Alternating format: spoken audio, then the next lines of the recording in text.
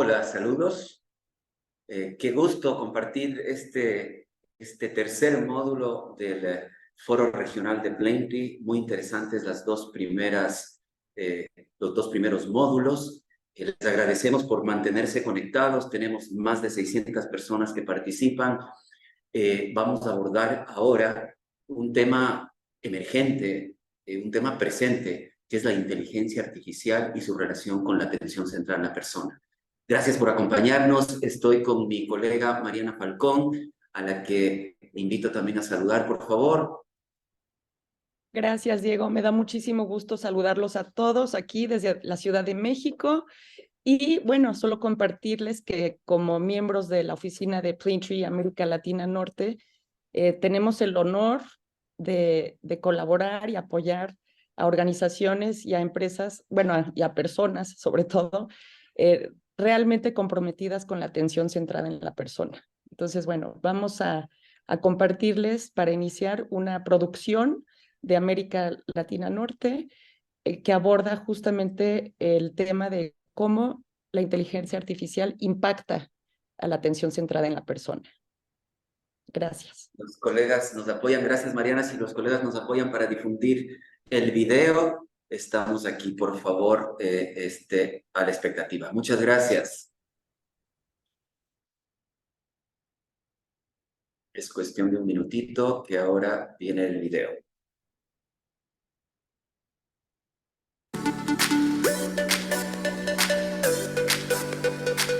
La inteligencia artificial irrumpe con fuerza y con potencialidades enormes para cambiar muchos campos del desarrollo humano. Hablamos de máquinas y sistemas informáticos que son capaces de aprender, predecir y cumplir con alta precisión diversas órdenes. La inteligencia artificial está cambiando ya la atención en salud. Promete entregar diagnósticos más precisos y rápidos, tratamientos personalizados, monitoreo continuo de pacientes y automatización de diversas tareas médicas y administrativas. Gracias a los avances recientes en ciencias de la computación e informática, la inteligencia artificial se está convirtiendo con rapidez en una parte integral de la atención médica.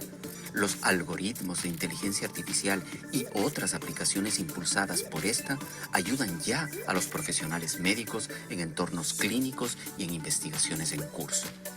En momentos donde hay cada vez más pacientes y no suficientes profesionales de la salud, puede ser una valiosa herramienta que produce respuestas con rapidez y eficacia. La inteligencia artificial es capaz de completar tareas en segundos que a un ser humano podría tomarle varios días. Analiza datos mucho más rápidos que un ser humano. Incluso se pueden simular procedimientos médicos antes de realizarlos, lo que reduce riesgos y genera mejores resultados. También se aplica a los datos poblacionales y de salud para conseguir una comprensión valiosa sobre epidemias, pandemias o tendencias en salud de los distintos grupos poblacionales. Hay temores fundados, no obstante, de que la inteligencia artificial desplace puestos de trabajo, ahonde las brechas entre países ricos y pobres y configure servicios de salud despersonalizados y fríos. ¿Cómo impacta esto en el trabajo de los hospitales? ¿Qué curso tomará el servicio médico? ¿Qué impacto tendrá en el propósito de muchas organizaciones de construir o potenciar culturas de atención centrada en la persona?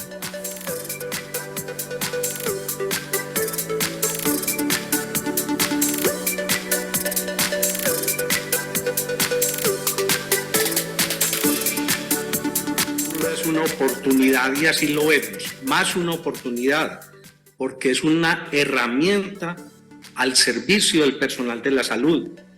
Recordemos que la medicina es arte y ciencia, por lo tanto la intervención humana siempre será necesaria en la relación médico-paciente.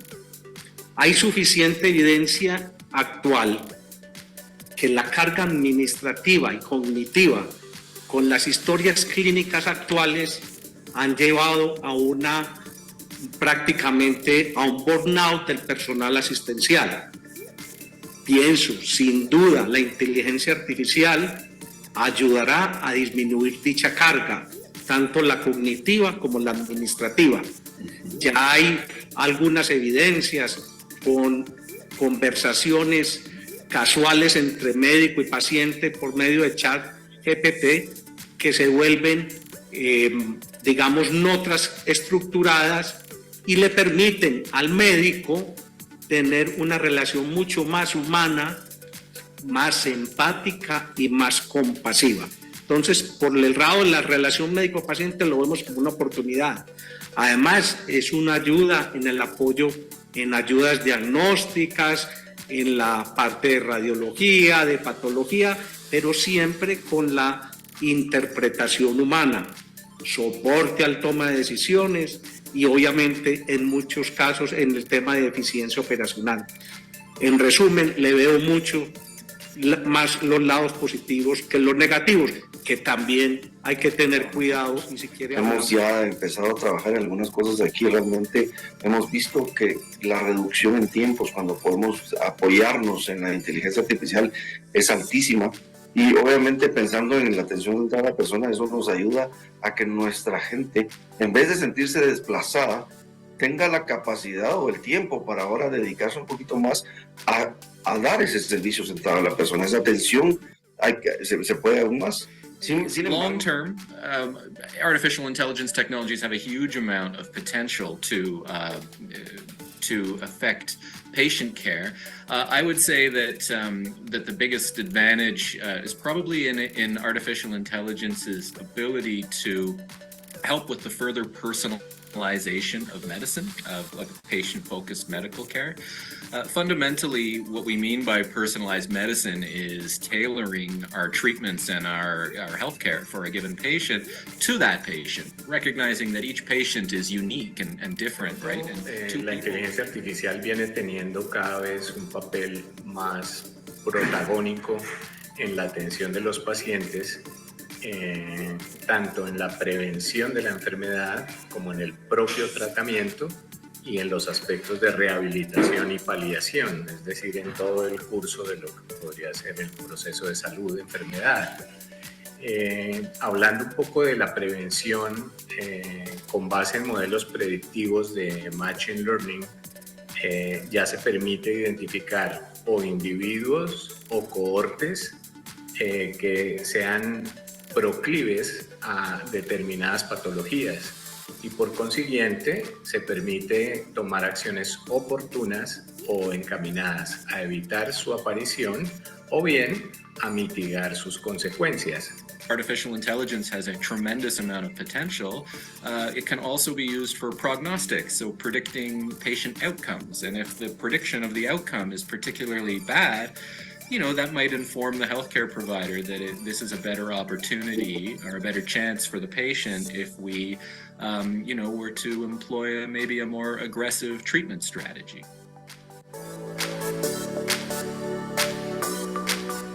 Y creo yo que tal vez nuestro reto es cómo esa inteligencia artificial nos va a ayudar a acelerar los diagnósticos, no solo en el sentido del análisis, sino también en el sentido de que también los doctores puedan utilizar la inteligencia artificial como una segunda opinión, para que ellos hagan su análisis, lo conozcan, lo analicen y después haya una segunda opinión robótica, si lo quieres ver así, que te diga, mira, sí, vas en buen camino, mira, mi análisis fue otro, y te ayude a hacer introspección y a encontrar si vale la pena seguir en ese punto o buscar una diferente solución a los diagnósticos, ¿verdad? Entonces creo que eso es tal vez el reto de aquí en adelante.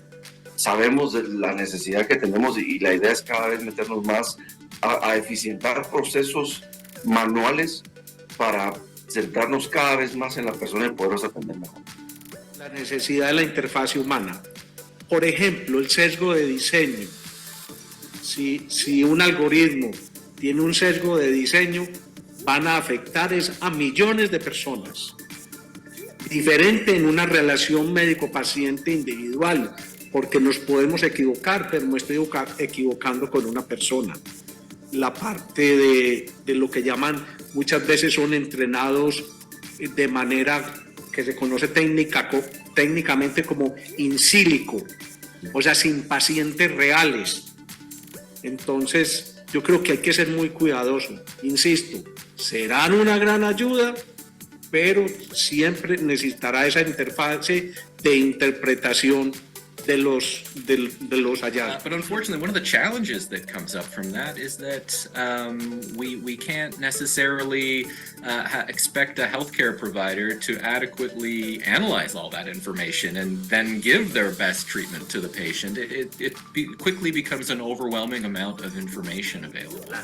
So I think. Pero algo más allá que sí deberíamos procurar todos los que de alguna manera tenemos incidencia o voz, digamos, en escenarios donde también están quienes desarrollan estos sistemas, es que cuando los desarrollen también lo hagan pasando sus soluciones de inteligencia artificial por el tamiz de la equidad.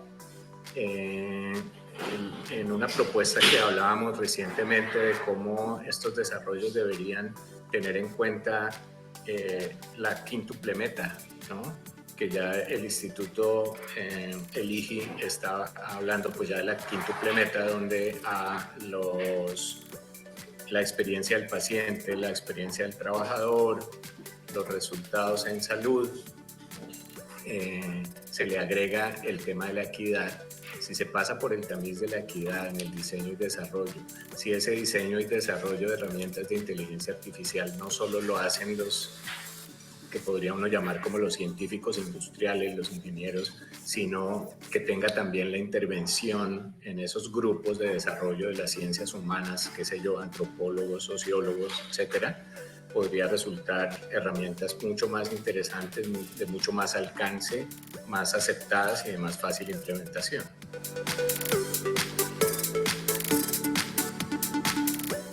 Si no se hacen bien las preguntas, se ha demostrado, ya hay artículos donde muestra que esos procesos de inteligencia artificial producen alucinaciones dentro del mismo, en las mismas respuestas, y el mismo algoritmo va aprendiendo.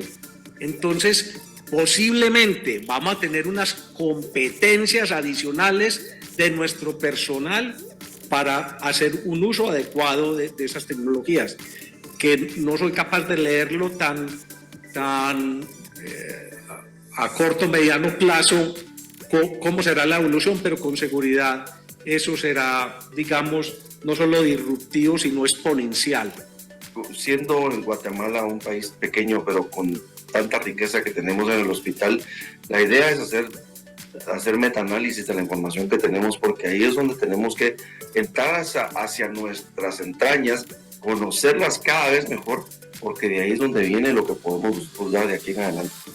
Creo que eso desde el lado interno y como información y como análisis de la información, creo que eso es parte vital para nosotros de aquí en adelante. Se han publicado estudios al respecto de interacciones con pacientes con la inteligencia artificial e interacciones con otros grupos de pacientes con médicos cara a cara. Hay un estudio publicado, por ejemplo, en el Health Informatics Journal, donde varios pacientes interactuaban con la inteligencia artificial, dándole consejos y haciéndole preguntas relacionadas con conductas saludables, conductas fitness, alimentación, etc. Y varios de ellos preferían el computador por encima de la interacción que tuvieron con el médico, porque percibían que, por ejemplo, actuar con el computador les daba cierto grado de independencia, cierto grado de libertad y el confort de no tener a alguien cara a cara. Eso depende mucho de la persona, en fin, del día. Pero otro grupo no despreciable, pues naturalmente decía, yo sí necesito estar acompañado de alguien, de otro ser humano ahí a quien le esté contando pues mis angustias.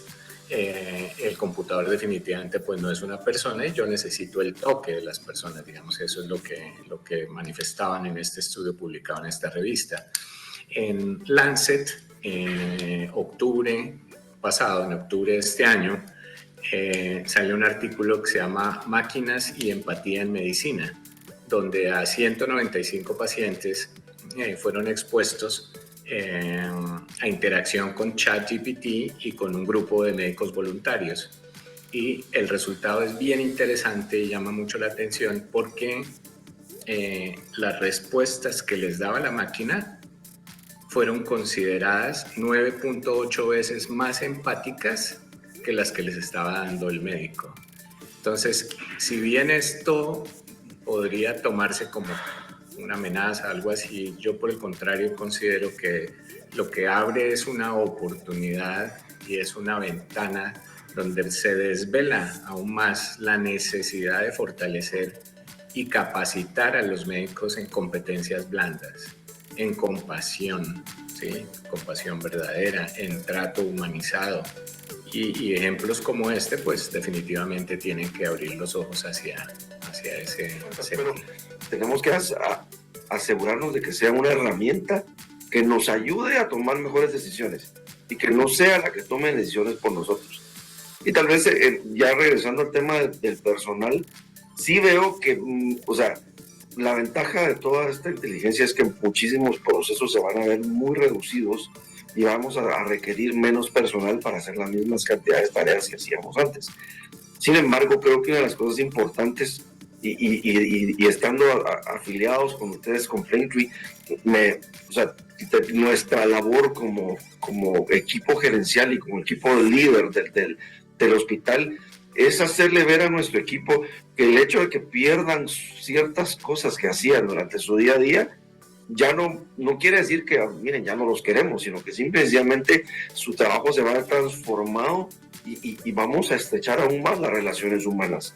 Porque al final de cuentas, eso es, creo que ahí es donde tenemos que migrar, a estrechar nuestras relaciones humanas. If researchers like myself who are interested in integrating artificial intelligence technologies to make the most patient-centered care possible, we're not creating a hospital environment where all machines are dealing with everybody, but instead we're doing the very best we can to enhance the patient-specific nature of healthcare.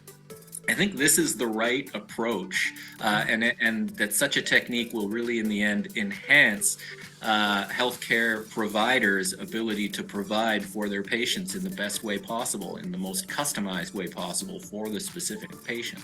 Mi sueño, si se lo quiero remitir en el mediano plazo, mi sueño como director es que los médicos y las enfermeras dejen de mirar los teclados y las pantallas del computador y le miren los ojos a los pacientes. Y la inteligencia artificial puede ser una herramienta muy poderosa, como habíamos hablado en una respuesta anterior, para que nos apoye a esa tarea mucho más humanizada y que el personal asistencial se dedique más a los aspectos de relación médico-paciente.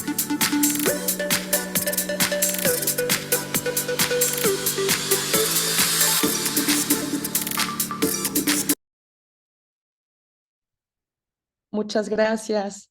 Antes de continuar, justo quisiéramos agradecer al doctor Antonio Lopera, director del Hospital Pablo Tobón Uribe en Medellín, Colombia, a Pablo Max Ruiz, gerente de La Paz, Grupo Hospitalario en Guatemala, a Jacob Lefman, un investigador y profesor de Ciencias de la Computación en St. Francis Xavier University de Canadá, quien también colabora con la Escuela de Medicina de Harvard en Boston, y al doctor José Raúl Gordillo, quien nos acompañó, que es director de calidad de The Panama Clinic. Todos amablemente aceptaron hacer estas entrevistas y compartirnos sus puntos de vista. Bueno, y continuamos hoy con nuestra invitada especial.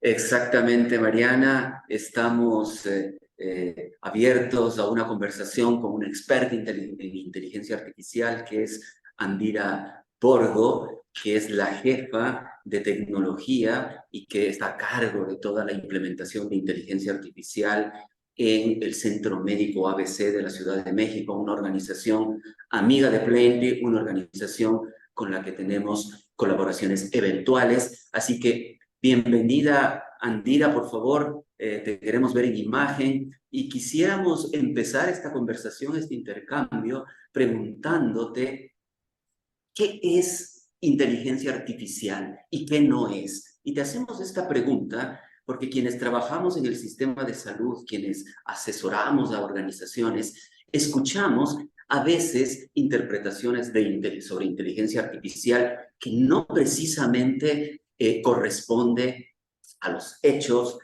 o a la realidad. Así que, Andira, bienvenida y cuéntanos, acláranos a todos qué es inteligencia artificial. Muchas gracias. Básicamente lo que me gustaría es empezar que justo cuando hablamos de esto tiende a haber... Te escuchamos, adelante.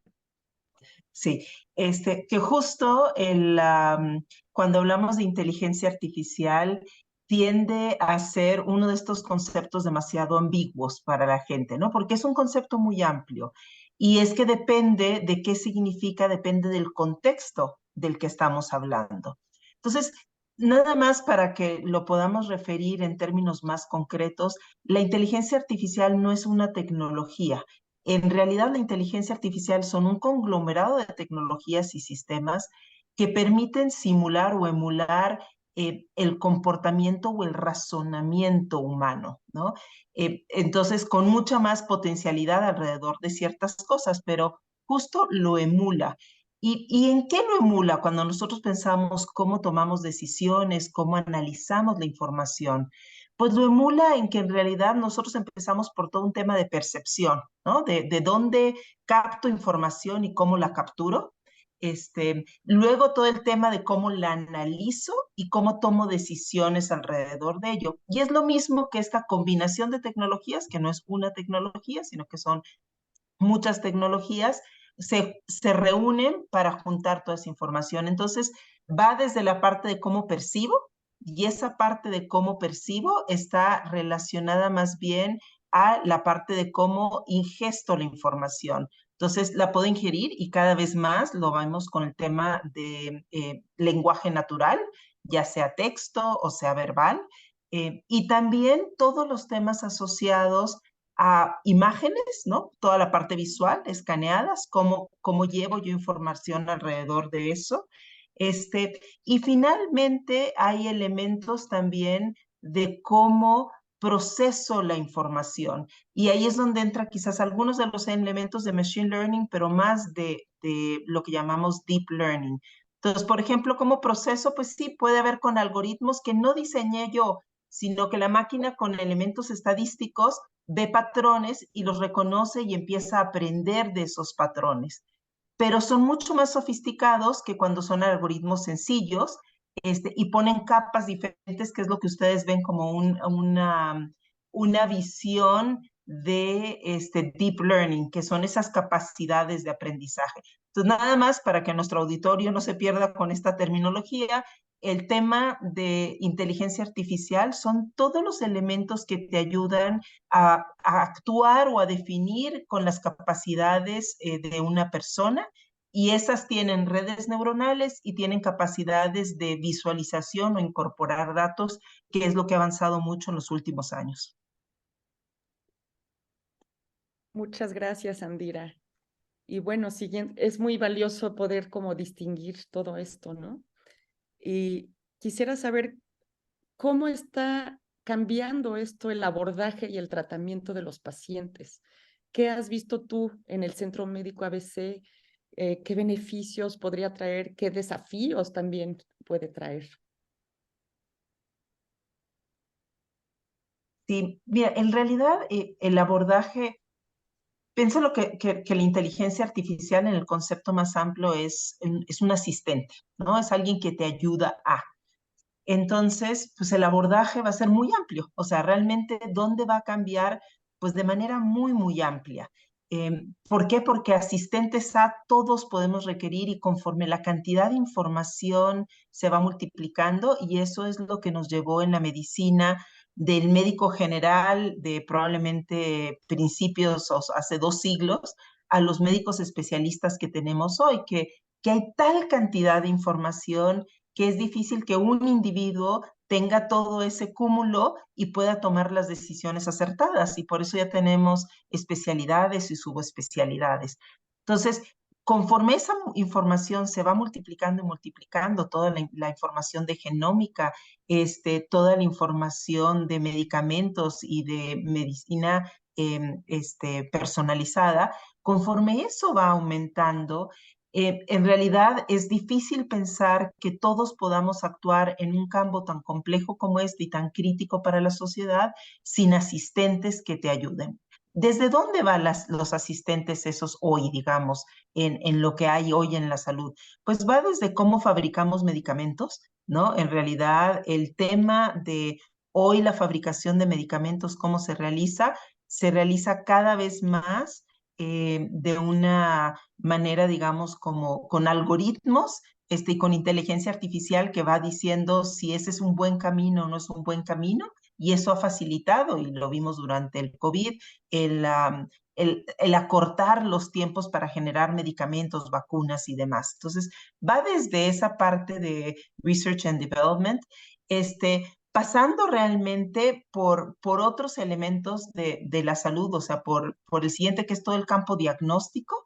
Y ahí, nuevamente, en el campo diagnóstico lo vemos con elementos como en el mismo COVID, creo que muchos de nosotros los utilizamos, el hospital lo hizo, todo lo que es imágenes alrededor de identificar el nivel de lesiones que hay, identificando lesiones en los pulmones que de otra manera no serían evidentes, pero ya hay estudios, por ejemplo, en donde una primera firma o una segunda firma de una inteligencia artificial alrededor de diagnósticos de mama proporcionan un 4% mejor de resultados de identificación que cuando son dos firmas de seres humanos, ¿no? Entonces, una de un robot versus con una de un médico especialista es la mejor combinación en este momento para lograr. Entonces, está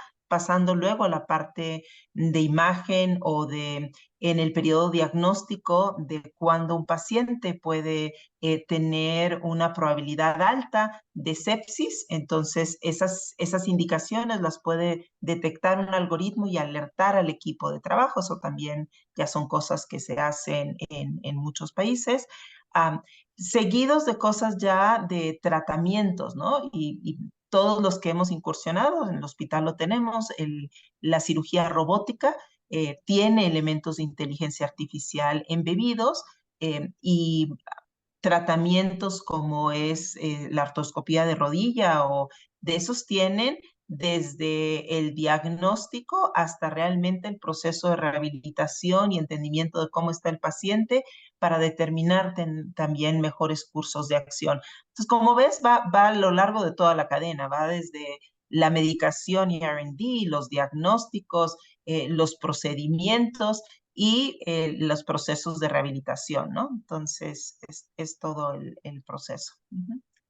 Andira, y todo esto va a seguir caminando. De hecho, cada día tenemos la certeza de que la inteligencia artificial en diferentes ámbitos está sumando nueva información y está perfeccionando su posibilidad de ofrecer apoyo a en diferentes ámbitos, pero específicamente en el ámbito de la salud. Y uno de los elementos que es súper importante es cómo utilizamos esta tecnología, esta inteligencia artificial para que la experiencia del paciente sea potenciada, para que escuchemos más de cerca a los pacientes, para que mejoremos la atención centrada en la persona, que como tú sabes y el público que nos acompaña también se refiere a esta relación que tenemos con los pacientes,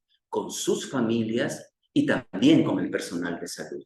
Entonces, Andira, la inteligencia artificial es una herramienta que potencialmente nos va a ayudar a mejorar la experiencia de los pacientes. Sí, yo creo que como asistente que va a ser en todos los procesos, va a ayudar a todos, va a ayudar al personal clínico a poder atender mejor, y ahorita hablamos de eso, y a los pacientes también a tener una relación más cercana y continua, que son dos de las cosas que son necesarias para otorgar una buena experiencia de salud y un buen resultado en la salud, ¿no? Un buen outcome en la salud. Y voy a poner un pequeño ejemplo, por ejemplo, de la atención primaria, ¿no?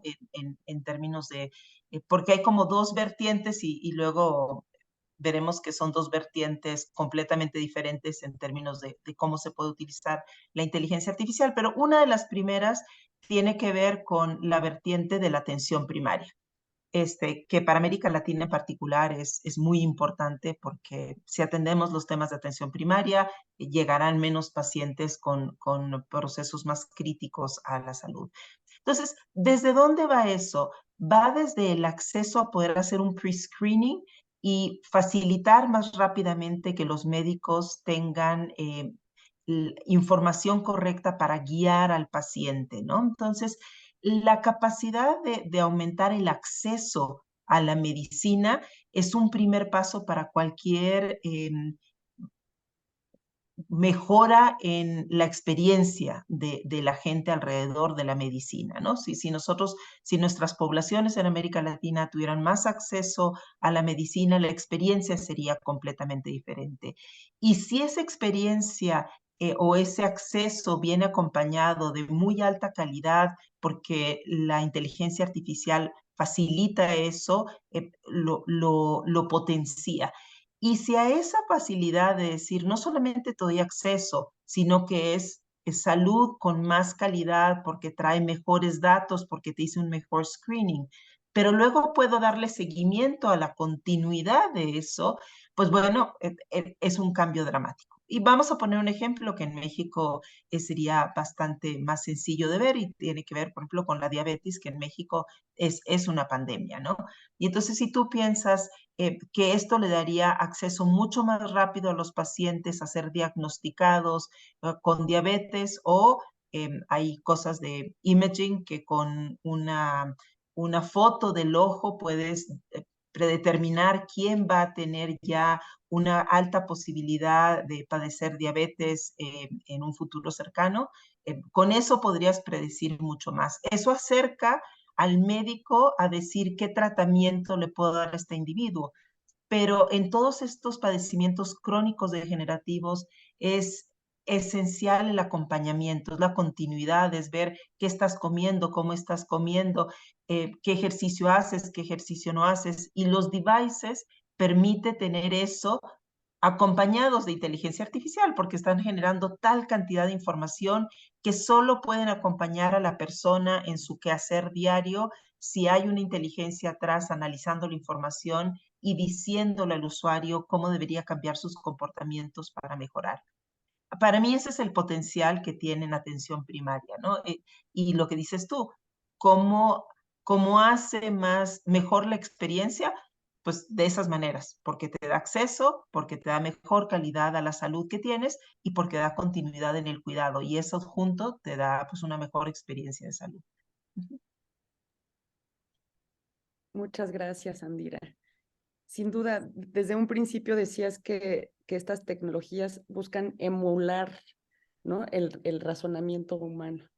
Y yo creo que hay cosas que las máquinas hacen que van más allá de nuestras propias capacidades, pero también hay cosas que los seres humanos hacemos que no pueden ser reemplazadas por máquinas, ¿no? Entonces, ¿qué le dirías tú a todos aquellos que temen que la inteligencia artificial desplace a los seres humanos o que pueda deshumanizar justamente la atención en salud? ¿Qué podrías decirnos? Sí, pues mira, en realidad pensemos que son asistentes, ¿no? Y asistentes hemos tenido, pues a lo largo de la historia de la humanidad hemos conseguido cosas que nos asisten a hacer mejores cosas, desde herramientas como palas, ¿no? Para hacer más rápido las casas o la construcción. Es lo mismo, esta tecnología no es diferente en eso, o sea, es herramienta que nos permite hacer cosas. Y yo lo que diría es que empieza por las cosas más sencillas, ¿no? Estos sistemas empiezan por los temas más sencillos. Empieza, o no sencillos en complejidad, pero que no eliminan cosas por completo. Entonces, por eso, por ejemplo, todo el tema de imágenes, ya hoy empezó por ser un acompañante, ya hoy una doble firma de un sistema y un humano es la mejor solución, pero sigue habiendo la necesidad de un humano para llevarlo. Y a futuro va a haber muchos lugares, o sea, el tema predictivo, el tema diagnóstico, cada vez van a ser mejores complementos. No, eso no quita o no va a generar que haya un momento en que reemplace por completo, pero sí cada vez va a haber un mayor nivel de certidumbre alrededor de ciertas cosas. Y entonces nos va a empujar a todos los humanos, como toda la tecnología, a decir, bueno, ¿cómo utilizo esto como la base y cómo a partir de esa base avanzo yo? Es como decir, yo ya tengo una escalera, entonces puedo llegar más alto porque ya me subí a la escalera. Entonces, bueno, puedo alcanzar un shelf más arriba porque ya tengo la escalera. Y eso es lo que hay que verlo. O sea, la inteligencia artificial lo que te da es como un montículo del cual te paras y elevas lo que haces. No, no compite contra ti, sino que lo eleva de alguna manera lo que estamos generando. Y para eso, quizás cuando hablamos de medicina personalizada y medicina de precisión, solo puede ser así. O sea, nada más pensemos en la genómica y en las alteraciones y en los fenotipos que existen y cómo nosotros simplemente no podríamos generar esos análisis mentalmente. Se requiere para analizarlos de cada individuo, se requiere pues una tecnología y unos procesamientos que necesitas a la inteligencia artificial que te los genere, y luego sobre eso construyes. Y también es casi imposible decir cómo si yo ya conozco estos fenotipos y esta parte genómica del paciente, pero hay tanta investigación que está sucediendo en el mercado, ¿no? Hay tantas cosas que están sucediendo que cómo sé qué es lo mejor para este paciente que ya sé que tiene estas condiciones. Eso tampoco lo puedo tener yo a mi alcance. Pero si eso, la inteligencia lo tiene al alcance, me lo acerca y yo veo qué tan razonable es el uso de los mismos o qué tan asequible es dentro del entorno socioeconómico en que nos encontramos, ¿no? Entonces, ahí es donde yo creo que nos da esa escalera desde la cual nosotros partimos y construimos a partir de eso. ¿Y quién está peleado con partir de un punto más avanzado? Yo creo que ninguno de nosotros estamos peleados con avanzar, con avanzar de un punto más adelante en vez de empezar de cero, ¿no? Gracias, gracias, Andira. Escuchábamos en el video, en la producción que observamos todos, que surge la inquietud respecto a los algoritmos que están considerando. Tú hablas de esta posibilidad que tiene la inteligencia artificial de entender cierto tipo de poblaciones y entender cierto tipo de enfermedades, imágenes para ofrecernos un tipo de diagnóstico. No obstante, hay también claridad en que puede generarse sesgos. De hecho, en el video se cita un estudio que habla de la posibilidad de que las organizaciones que tomen esta tecnología se pueden equivocar porque están considerando unos algoritmos que han sacado consecuencias sobre otro tipo de poblaciones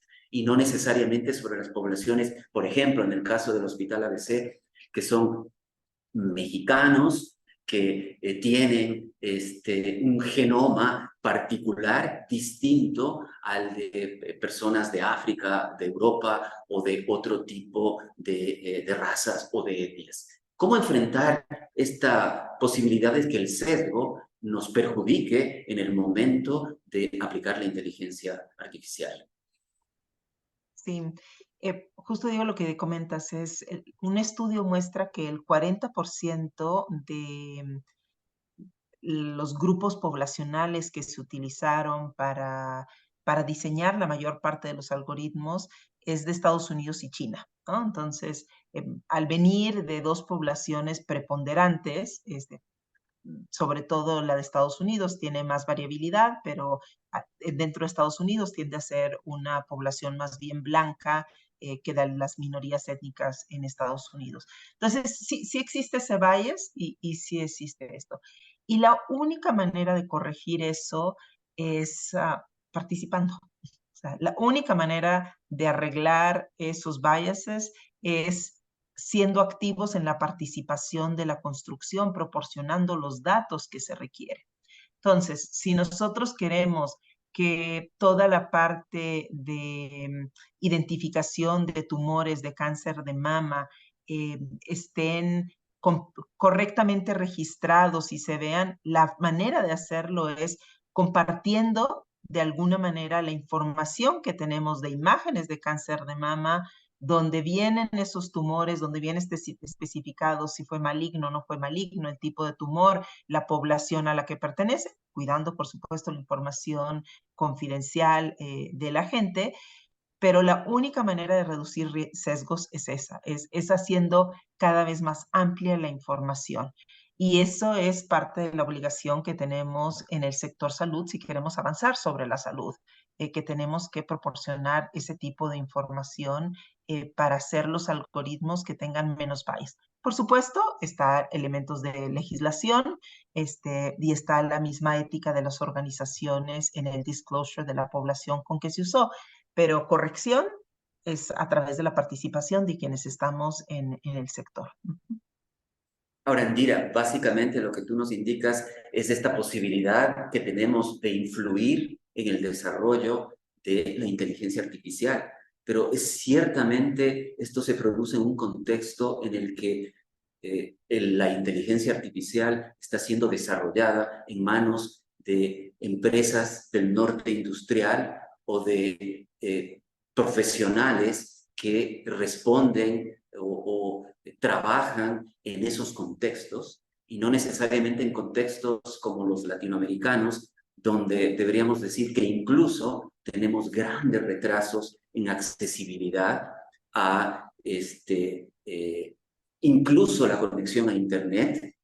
Y esto podría entonces enfrentarnos a la posibilidad de que el desarrollo de la inteligencia artificial aumente las distancias que ya nos separan en temas de inequidad entre el mundo desarrollado, el mundo en desarrollo y dentro de los países nuestros, entre las organizaciones que cuentan con más recursos y las organizaciones que no lo cuentan.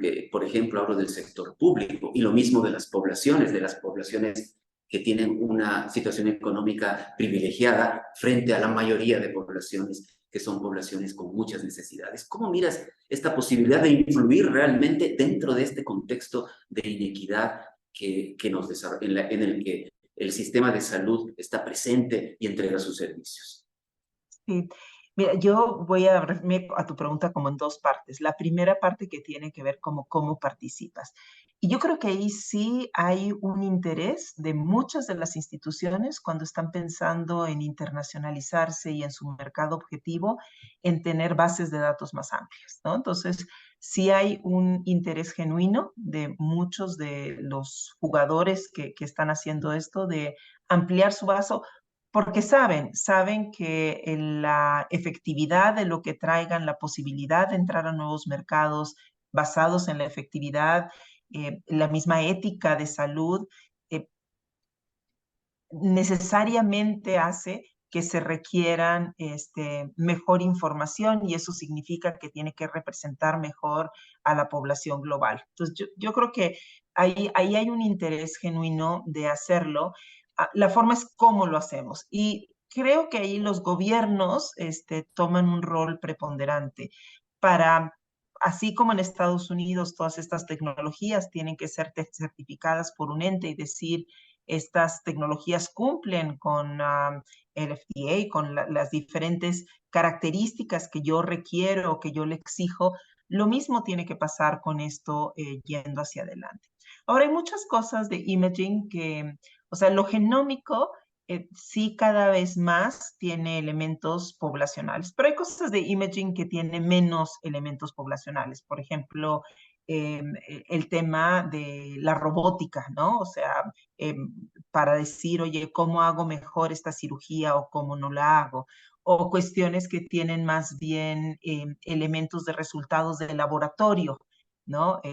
O hay elementos que son menos. Y ahí es donde yo creo que sí va a haber un tema de equidad, pero yo lo veo en dos vertientes. Creo que el tema debería ser una herramienta de leapfrogging, de realmente saltar en el tema de equidad de atención primaria, que es donde nosotros estamos con grandes desventajas y es el gran lastre, digamos, social en términos de salud, es atención primaria y ahí creo que cualquier inversión que hagamos alrededor de utilizar inteligencia artificial, asegurando que está adecuado a nuestras poblaciones, pero para ese segmento hay menos cuestión genómica que tiene que ver con el perfilamiento del ADN de nuestras poblaciones. Ahí hay mucho que se podría hacer para avanzar en esos términos. Y eso cierra la brecha de equidad de acceso a la salud. ¿Dónde sí creo que se amplía la brecha de equidad en salud? Ahora sí en todo lo genómico. ¿Por qué se amplía en lo genómico? Porque es una medicina de precisión que además dice, esta persona no va a responder adecuado a este tipo de tratamiento, por ejemplo, los oncológicos son muy evidentes, entonces mejor movámonos hacia este otro tipo de tratamientos que son menos convencionales o son menos la norma en los protocolos de salud. Ahí sí, uno, porque la genómica no va a estar tan al alcance como otro, pero luego por la realidad socioeconómica de nuestros propios países, que a veces no están fondeados de la misma manera ese tipo de padecimientos como lo estarían con salud pública en países más desarrollados. Pero entonces yo creo, por una parte, tiene el potencial de cerrar la brecha en atención primaria, si somos suficientemente agresivos como países, como gobiernos, como legislaturas alrededor de qué hacemos y cómo incursionamos en estas herramientas. Y por otras, pues disminuye o amplía la brecha, disminuye el acceso para los temas más avanzados de genómica, donde ahí sí, efectivamente, pues la base de inicio del tipo de pacientes, del perfil de pacientes, tiene un impacto en qué tan efectivo va a ser para nuestras propias poblaciones, además del tema económico relacionado con el costo de atender este tipo de enfermedades de una manera personalizada, ¿no? Muchas gracias, Andira. Sí, sin duda, como dices, o sea, esto nos compromete a participar, ¿no? Y a proporcionar la información adecuada, aprender a hacer buen uso de estas herramientas.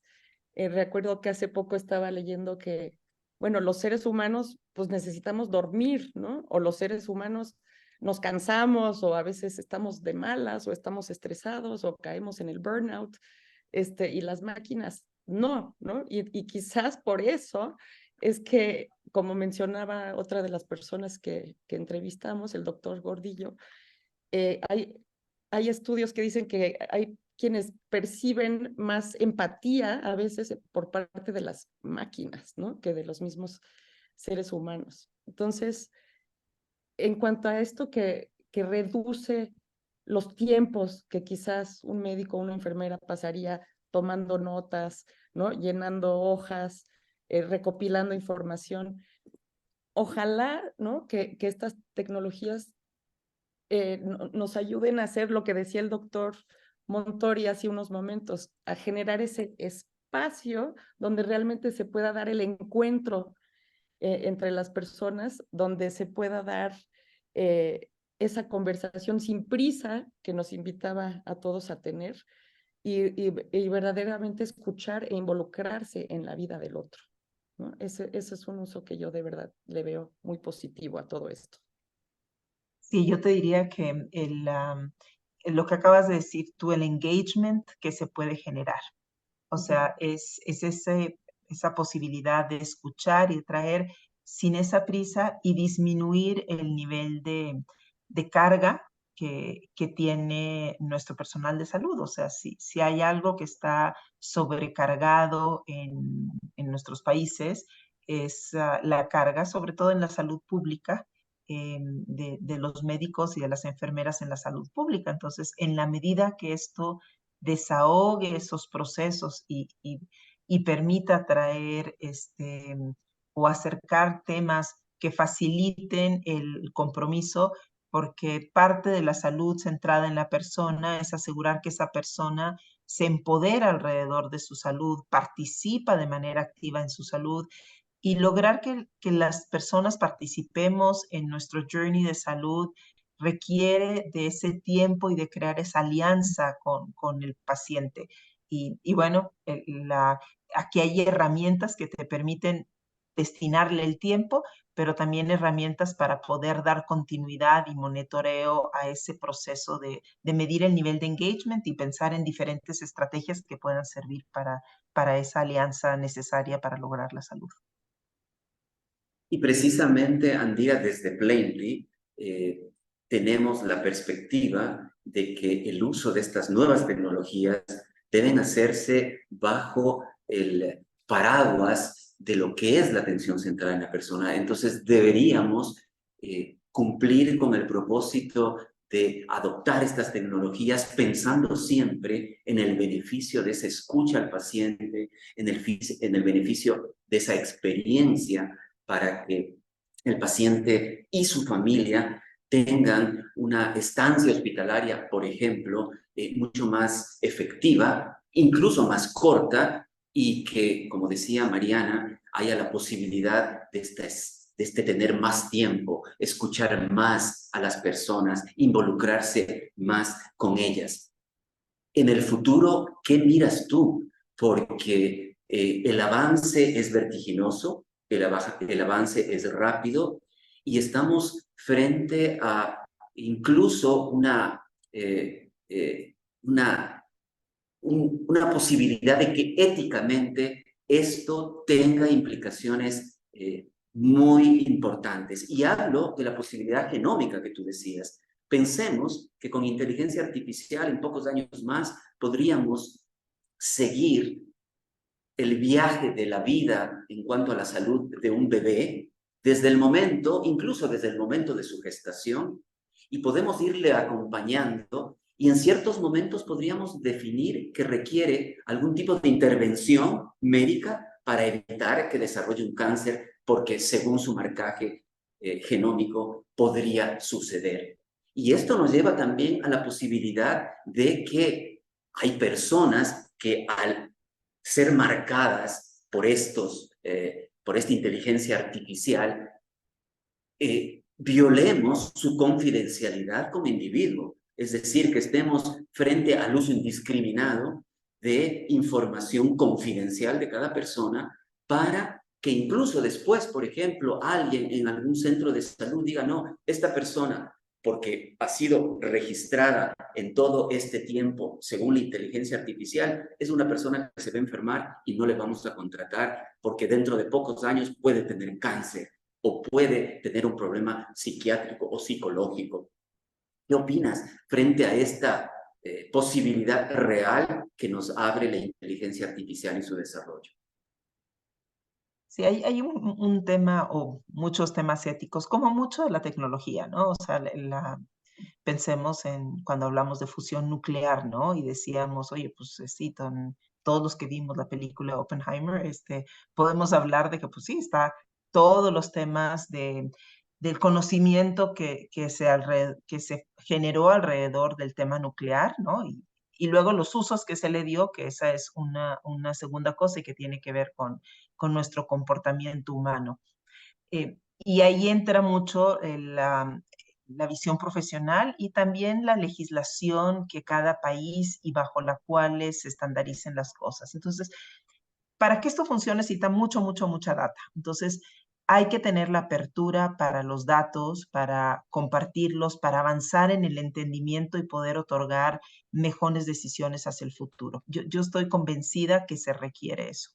Ahora, eso se requiere hacer con cierto nivel de anonimidad, o sea, con que no todo mundo conozca, ¿no? E inclusive el mismo individuo puede decir que no quiere saber, ¿no? O sea, yo puedo decir, oye, tengo una alta probabilidad de desarrollar Alzheimer por circunstancias no solamente genómicas, sino porque, no sé, las mujeres en particular, cuando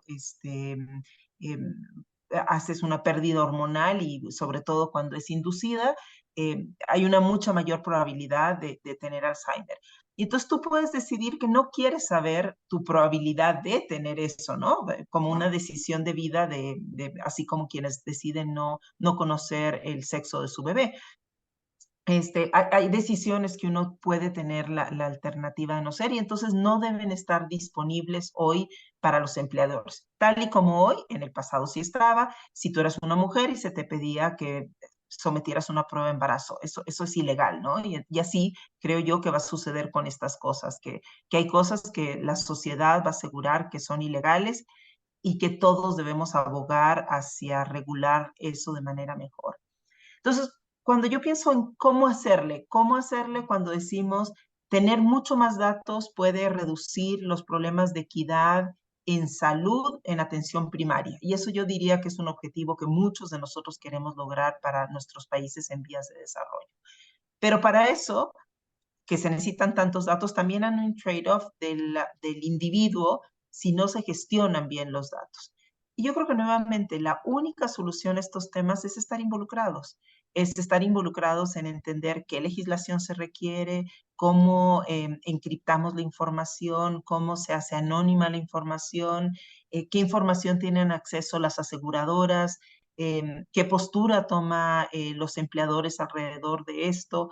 Entonces, me parece que son dilemas que siempre van a estar para los humanos y que la única manera de arreglar esos dilemas es involucrándonos y entendiendo. Y qué mejor grupo para estar involucrado que quienes estamos en el tema de la salud, ¿no? Y entonces, los que están en tu auditorio hoy, los que están en su auditorio hoy, son justo las personas que se tienen que involucrar en entender qué es la inteligencia artificial, cómo beneficia y cómo la vamos a regular en nuestro entorno para que le saquemos el mayor provecho con el mínimo de impacto adverso hacia los individuos, ¿no? Andira, te agradecemos muchísimo. El tiempo es oro en este foro, como en los espacios que usualmente podemos tener en el área virtual. Me parece muy esclarecedora tus respuestas. Te agradecemos muchísimo por el aporte invitar a todos si tienen preguntas. Registramos aquí un par de preguntas, te las vamos a enviar a ver si es posible responderlas y vamos a dar continuidad. Gracias, Andira. Vamos a dar continuidad con el foro Plainly y vamos ahora a pasar al tema siguiente que precisamente tiene alguna relación con esto, que se titula cómo captar las voces de los pacientes en la era digital. Así que dejo el control a mis colegas de Plainly Brasil y adelante con el foro de Plainly. Muchas gracias por su atención. Gracias, Mariana. Gracias a todos. Hasta luego.